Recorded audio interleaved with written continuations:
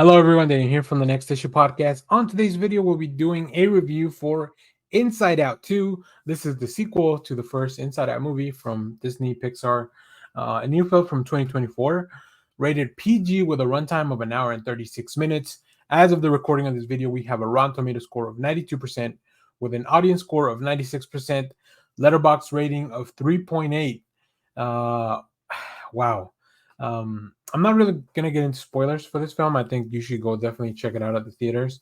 And as of the recording of this, like this movie has made a lot of money already.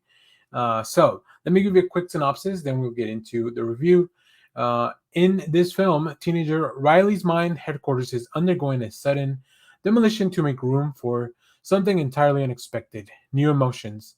So we get back our emotions from the first film: joy, sadness, anger, fear, and disgust, who have been long running successfully the operation by all accounts. But now we introduced a few new emotions, and it looks like they're gonna cause a lot of chaos. I'll go through the emotions once I go through the cast list. This is directed by Kelsey Mann, and of course we have Amy Poehler back as Joy. Maya Hawke voices anxiety, who's one of the new emotions. Kensington Tallman voices Riley. Lisa Lapira voices Disgust, who was replaced. I believe that was Mindy Kaling's character. Mindy Kaling's character. Tony Hill voices Fear, who I believe that was not Jason Sudeikis. I always get Jason Sudeikis confused with the other actor, but yeah. So we do have Tony Hill, who I love. Tony Hill, great replacement. Louis Black voices Anger once again. Phyllis Smith from The Office, you may be familiar, voices Sadness. But we also have Ayo Edebir as Envy. We have Adele Exarchopoulos as Inu, which is a word and an emotion that I don't even know what it means. And we also have Embarrassment, but I don't have the actor's name. Uh, I didn't pull it up. But so we have all these new emotions, and let me tell you, I think this film very successfully follows up on the concepts that had been set up in the first film. I think the first film was very successful because it introduced a really interesting way to look at emotions and how people's mind works. And of course, uh, there has to be an evolution, right? Riley is now a teenager, which means that stuff is going to be a lot more complex, a lot more difficult, uh, but also people the emotions have to evolve and learn how to move forward with that. Now, one thing that I find really interesting is that when you introduce new emotions, you're kind of painting yourself a little bit into a corner, because when we check in on the mom and dad's emotions, they still only have the five main ones that we talk about, that we see in Riley in the first film. But I think they very smartly update that to so that everything kind of makes sense.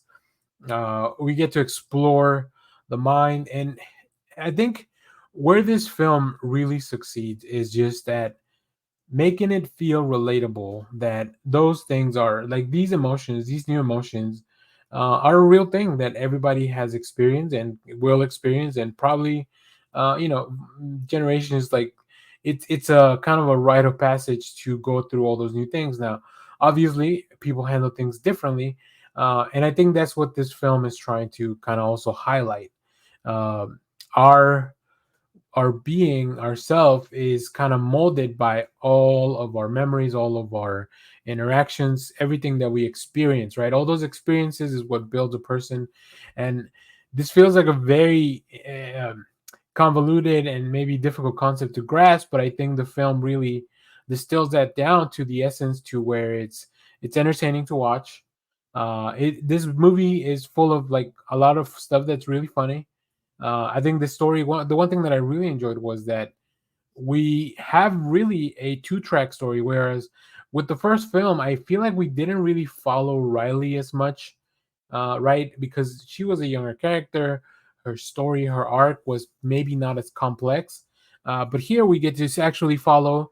There's a lot of Riley in this film, and a lot of Riley interacting with other people, but there's also a lot of stuff that's happening, obviously, inside Riley's mind.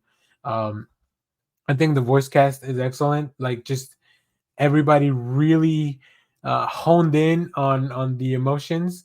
I think the new emotions, especially, like, they really stood out, and they did not just feel like frantic additions to the cast.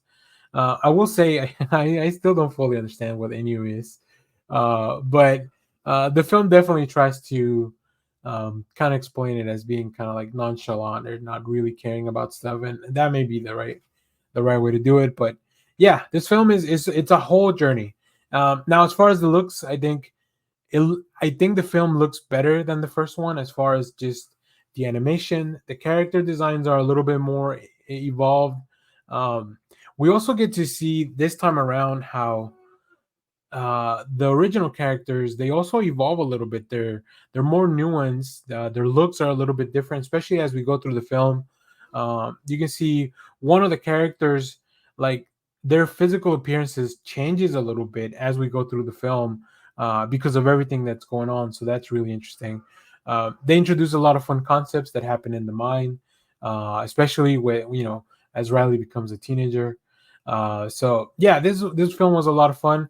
There's a whole, like, 5 minute sequence that really hit me. Like, I was on the verge of tears. Um, and it's just, I think people will get different things out of this film. So I haven't seen the first Inside Out in a long time, so I don't want to compare the two, because I think it's overall one long story, right? It's all about learning and evolving, and I think the emotions definitely do that. So yeah, this was a lot of fun. Highly recommend. A lot of people are already watching this because it's already having, like, it's the second most highest box office domestically for an animated film, just behind Incredibles 2. So yeah, people were waiting for this film, and it is definitely, they've been well rewarded for the time we had to wait. So yeah, highly recommend this. So make sure to go check it out at the theater. I'm sure this will be coming to streaming very soon, as movies tend to do nowadays. But yeah, it's a good experience if you have the time. I think this is a film that all ages, kids and adults, will enjoy it just as much, and I think they'll each get something different out of it. So, including learning about a new emotion called ennui, which I hope I'm saying. I don't even know if I'm saying that correctly. So, all right. If you've seen Inside Out 2, let me know what you thought about it down in the comments. As always, thank you for watching, everyone. Remember to share, like, subscribe, hit the bell so you know when we go live. That is most Saturdays, 10 a.m. Central Standard Time. Stay tuned. We have more comic reviews, trailer reactions, TV recaps, all that fun stuff here in the channel. Thanks for watching, everyone. Bye bye.